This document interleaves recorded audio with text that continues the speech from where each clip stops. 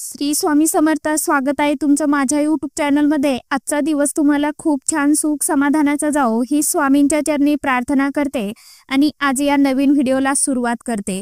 तर सोमवती अमावस्या ही दरवर्षी येत असते, परंतु ती फार कमी दुर्मिळ योग असतो, कारण अमावस्या सोमवारी येते. या दिवशी चंद्र आणि सूर्य यांची विशिष्ट स्थिती असते, ज्यामुळे आध्यात्मिक ऊर्जेत वाढ होते. परंपरेनुसार या दिवशी काही धार्मिक कृत्य केल्याने आणि विशेष झाडांची मुळे घरी आणल्याने आपली पूजा केल्याने आपली जी काही दुःख आहे, कष्ट आहे, दारिद्र्य आहे, तर ती नाहीशी होतात, अशी मान्यता देखील आपल्या धर्मशास्त्रामध्ये सांगितली गेली आहे. घरातील नकारात्मक ऊर्जा दूर होत जाते आणि आपण शुभ सकारात्मक ऊर्जेने भरले जातो. कोणत्या झाडाची मुळं आणायची?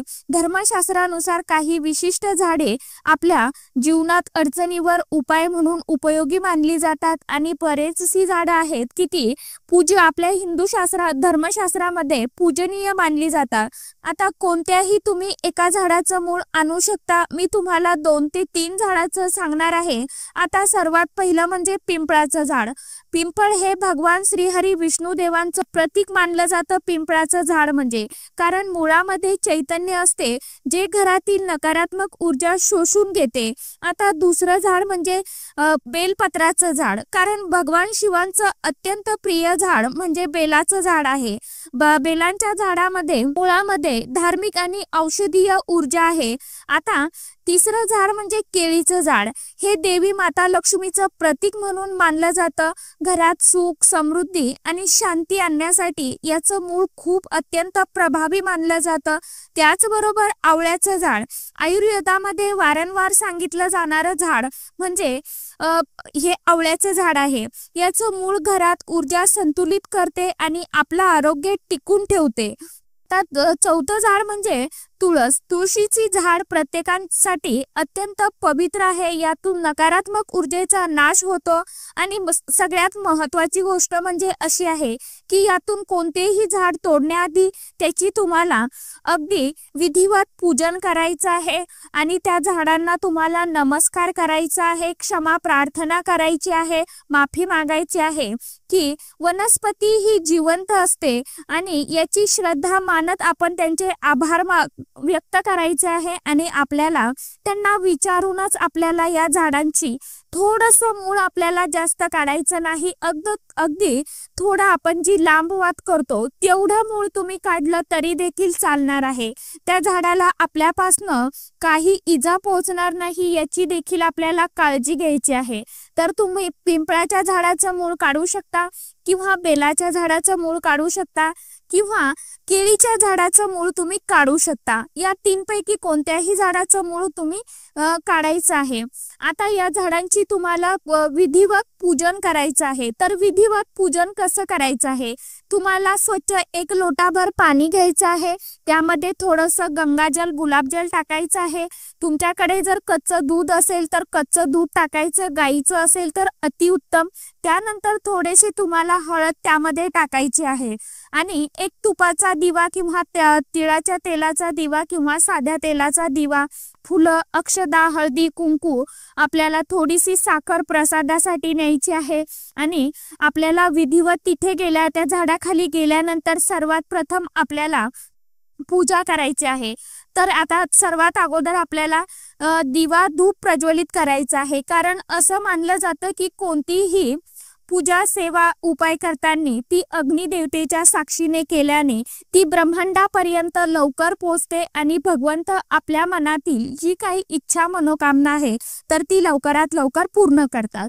आपल्याला त्यानंतर पूजा करण्याला सुरुवात करायची आहे.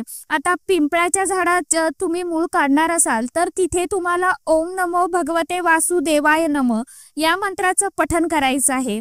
आता बेलाच्या झाडाचं काढणार असाल तर श्री शिवाय नमस्तुभ्यम या मंत्राचं पठण करायचं आहे.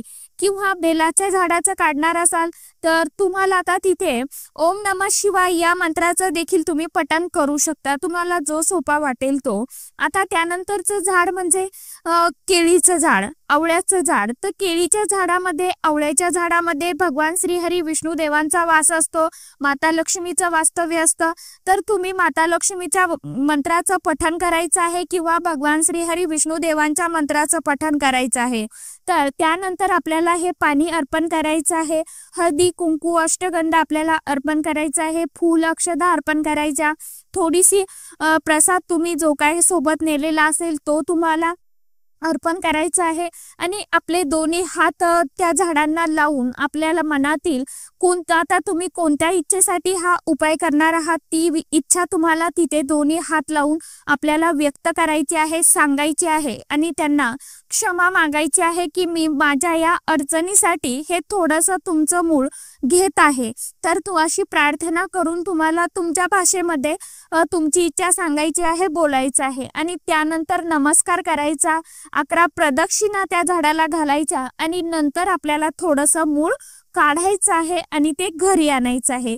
तर आता ते कशा पद्धतीने पूजा करायची, काय करायचं ते बघा। आता महत्त्वाची गोष्ट अशी आहे की यातून कोणतेही झाडांची मूळ घरात आणताना आपल्याला काही नियमांचं पालन आवश्यक करायचं आहे। मुळे तोडण्याआधी झाडाखाली उभे राहून त्यांची नम्रपणे आपल्याला माफी मागून तुम्हाला आता मी सांगितलेलं आहे त्या पद्धतीने तुम्हाला पूजा अर्चा करून हे मूळ काढायचं। आता भारतीय जीवनशैलीत वनस्पतीवर श्रद्धा ठेवली गेली आहे, मुळे हे निसर्गाचे प्रतीक आहेत जे आपल्या घरातील विषारी वास, नकारात्मक ऊर्जा, मानसिक चिंता दूर करतात। पिंपळाच्या मुळांचं उदाहरण घेऊ आता बघा, त्यामध्ये कार्बन डायऑक्साईड शोषून ऑक्सिजन देण्याची अद्वितीय क्षमता आहे। ही वैज्ञानिक दृष्ट्या सिद्ध गोष्ट आहे की झाडे भावनिक आणि मानसिक ऊर्जा सुधारू शकतात। आता वैज्ञानिक आधार म्हणजेच काय, तर वैज्ञानिक संशोधन, झाडे आणि आरोग्य यांचा खूप संबंध आहे। धार्मिक परंपरा आणि वैज्ञानिक मुद्दे एकमेकांशी जुळतात असा आणखी एक महत्त्वाचा जो पैलू आहे तर तो संशोधनात असं दिसलं आहे की झाडांच्या मुळामुळे वातावरण शुद्ध होऊन मानसिक शांतता मिळते। पिंपळाच्या झाडाला हृदयाचा मित्र असं म्हणून देखील ओळखलं जातं। तर तुळस ही नैसर्गिक औषध असल्याचं सिद्ध झालेलं आहे। त्यामुळे झाडांची धार्मिक माहिती ही महत्त्व हे खरं आहे आणि वैज्ञानिक दृष्ट्याही तितकीच महत्त्वाची ही तुळशी माता मानली जाते। सोमवती अमावस्येच्या दिवशी विशेष विधी, सोमवती अमावस्या केवळ मुळे आणणे या पुरतेच मर्यादित नाही, तर या दिवशी काही खास क्रिया केल्याने तुमच्या जीवनामध्ये सकारात्मक ऊर्जा येते। स्त्रिया या दिवशी वटवृक्षाची देखील पूजा करतात। वटवृक्ष हा आयुष्यभर माता लक्ष्मीचा आशीर्वाद देत असतो। उपवास करून त्या ब्राह्मणांना दान देतात, ज्यामुळे त्यांचे पुण्यक्षेत्र वाढत जाते। संध्याकाळी घरात दिवे लावणे आणि या मुळांची आपल्याला पूजा करायची आहे। तर पूजा कशा पद्धतीने करायची आहे बघा। आता तुम्हाला एका प्लेटमध्ये किंवा वाटी, आता प्लेटच घ्या, प्लेट आपल्याला स्वच्छ प्लेट घ्यायची आहे, स्टीलची घ्या, तांब्या पितळेची घ्या, कोणतीही घ्या। ती प्लेट आपल्याला स्वच्छ करून घ्यायची आहे। त्यामध्ये आपल्याला हळद कुंकू मिक्स करून, चंदन असेल चंदन त्यामध्ये टाकायचं आणि आपल्याला त्यामध्ये स्वस्तिक काढायचं आहे। त्या स्वस्तिक वरती आपल्याला हळदी कुंकू अक्षदा अर्पण करायचं आहे, फूल अर्पण करायचं आहे आणि हे मूळ आपल्याला स्वच्छ धुवून त्या प्लेटमध्ये ठेवायचं आहे। आणि तुमच्या मनातील इच्छा, तुम्हाला जी काही इच्छा आहे तर तुम्ही तिथे जी इच्छा बोलली आहात तीच इच्छा तुम्हाला घरी आल्यानंतर बोलायची आहे देवासमोर बसून। उपाय करताना देवासमोर पण दिवा धूप प्रज्वलित करायचा आहे आणि दिव्याच्या साक्षीनेच आपल्याला हा उपाय घरी देखील करायचा आहे। तर अशा पद्धतीने तुम्हाला हे मूळ स्वच्छ धुवून त्या प्लेटमध्ये ठेवायचं आहे। त्यानंतर धूप दीप ओवाळून घ्यायचा आहे आणि आपल्याला प्रार्थना करायची आहे की मी यासाठी हा उपाय करत आहे।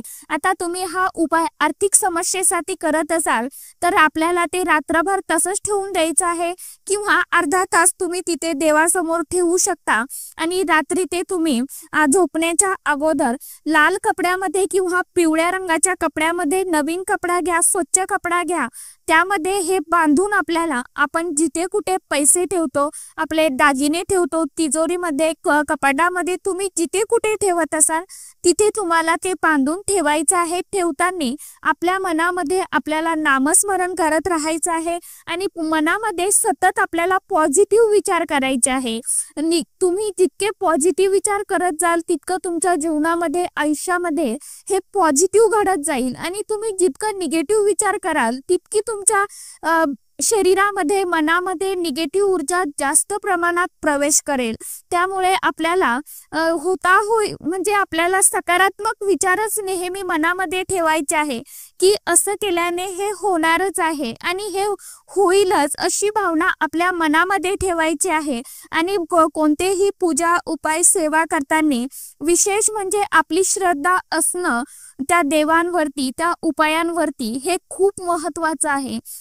उपाय करताना आपल्या मनामध्ये श्रद्धा ठेवा आणि भक्ती ठेवा, देवावरती विश्वास ठेवा आणि नंतर उपाय करा. तुम्हाला थोडा वेळ लागेल काही वेळा, परंतु उपायांचा फायदा हा नक्कीच होईल. कारण कित्येक उपाय हे मी स्वतः अनुभवलेले आहेत आणि तेच मी तुमच्या बरोबर शेअर करते आहे. कारण मी स्वतः जे उपाय करते तेच तुमच्या बरोबर शेअर करते. तर अशा प्रकारे तुम्हाला साधा आणि सोप्या पद्धतीने हा उपाय उद्याच्या दिवशी करायचा आहे. म्हणजे सोमवती अमावस्येच्या दिवशी तुम्हाला हा उपाय करायचा आहे. उपाय तुम्ही सकाळपासून संध्याकाळी 5-5:30 वाजेपर्यंत केव्हाही करू शकता. फक्त दिवस वाढवल्यानंतर आपल्याला 5च्या नंतर कोणत्याही झाडाला दुखवायचं नाही. आपल्या हातून त्या झाडाला काही इजा पोहोचेल असं आपल्याला कोणतंही काम करायचं नाही. तर अशा पद्धतीने उपाय करा, सेवा करा आणि एकतरी नवीन वर्षामध्ये एकतरी स्वामी सेवेकरी आपल्या हातून घडेल याचं आपल्याला काळजी घ्यायची आहे आणि हा आपल्याला प्रयत्न करायचा आहे. तर आजच्या व्हिडिओमध्ये इतकीच माहिती होती. कशी वाटली नक्की सांगा. व्हिडिओ आवडला तर चॅनलला आवर्जून लाईक, शेअर, सबस्क्राईब जरूर करा. परत भेटूया नवीन माहितीसोबत, नवीन व्हिडिओंसोबत. तोपर्यंत सर्व माझ्या यूट्यूब परिवाराला श्री स्वामी समर्थ.